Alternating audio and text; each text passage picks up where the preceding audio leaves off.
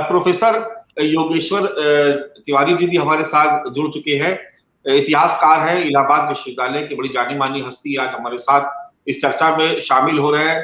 Professor साहब, आपका बहुत बहुत स्वागत है। योगेश्वर जी, जो ज्ञान व्यापी का जो परिसर है, योगेश्वर जी, जो ज्ञान व्यापी का परिसर है, इसके बारे में इतिहास क्या कहता है?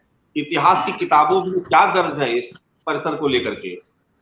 देखिए, इतिहास इस बाबत एकदम स्पष्ट है। हाथ कंगन को आरसी क्या, पढ़े लिखे को फारसी क्या। और 1669 में औरंगजेब द्वारा जारी किया गया फरमान इस बाबत बहुत स्पष्ट निर्देश जारी करता है कि जितने भी मंदिरों में हिंदुओं द्वारा पूजा की जा रही है और वहाँ शिक्षा लोगों को दी जा रही है, उन सभी मंदिरों को नष्ट कर दिया जाए और पुजारियों द्वारा जारी की गई इस पद्धति पर प्रतिबंध लगा दिया जाए। औरंगजेब ने जिस समय सत्ता का भार ग्रहण किया, उसने स्पष्ट रूप से उद्घोष किया था कि मैं हिंदुस्तान को जो दारुल हरब है, इसको दारुल इस्लाम में परिवर्तित करना चाहता हूँ। और इस दिशा में उसने कार्य करना आरंभ किया। ऊत के लक्षण तो पालने में दिख जाते हैं। आप देखिए, जब औरंगजेब दक्षिण का सूबेदार था तो दक्षिण में उसने अहमदाबाद में जो मंदिर थी, किस प्रकार से उसको नष्ट कराकर वहाँ गोहत्या कराई। उसके बाद उड़ीसा में किस प्रकार से सारे मंदिरों को उसने नष्ट किया, जबकि वो बादशाह बना भी नहीं था, वो बादशाह नहीं था, केवल सूबेदार था।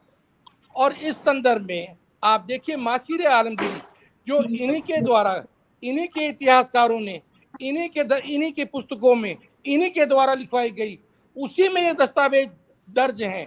आप अंग्रेज इतिहासकार जेम्स प्रिंसेप को देख लीजिए, काशी का इतिहास देख लीजिए, स्कंद पुराण देख लीजिए, आप पूरा पूरा इतिहास उतार के देख लीजिए।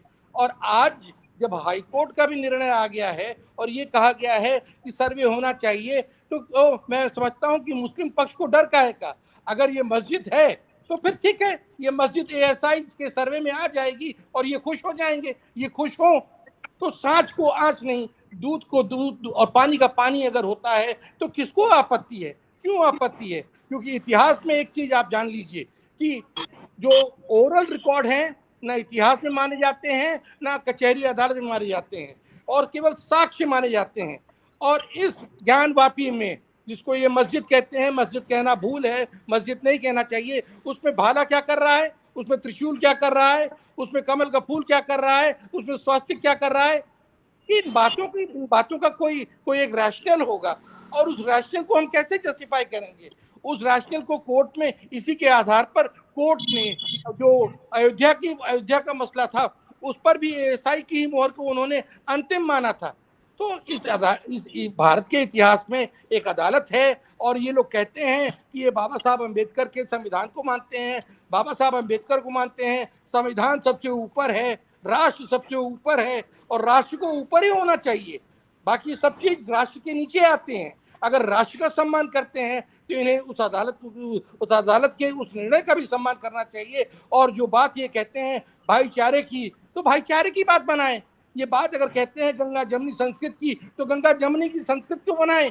क्योंकि जमुना जब गंगा में मिल जाती है तो जमुना का अस्तित्व खत्म हो जाता है और वो गंगा बन जाती है और जाके गंगा सागर में मिल जाती है। तो इन सब बातों का ये मुस्लिम पक्ष आगे आकर वो प्रमाण दें, और वो एक ऐसा उदाहरण प्रस्तुत करें कि भारत में जो एक गंगा जमनी तहजीब की ये बात करते हैं, जो मेल जोल की ये बात करते हैं आज़ादी के बाद की, कि हम हिंदुस्तान के मुसलमान हैं। और आप देखिए, आज यूएई में मंदिर बन रहा है, आज तब्दीलियां जो हैं इस्लामिक मुल्कों में हो रही हैं, और भारत में हम इतिहास में जो दर्ज है उसको भी नकार रहे हैं, स्वीकार नहीं करना चाहते हैं। तो ये अच्छी बात नहीं है। आप सर्वे होने दीजिए, और सर्वे में अगर ये मस्जिद निकल कर आती है तो ठीक है, मस्जिद को हम स्वीकार करेंगे, लेकिन जो भी निर्णय आएगा सर्वे का, एएसआई के सर्वे का, वो अदालत उसको फैसला करेगी। उस फैसले को जब राम जन्मभूमि के संदर्भ में माना गया तो इसके संदर्भ में भी माना जाएगा।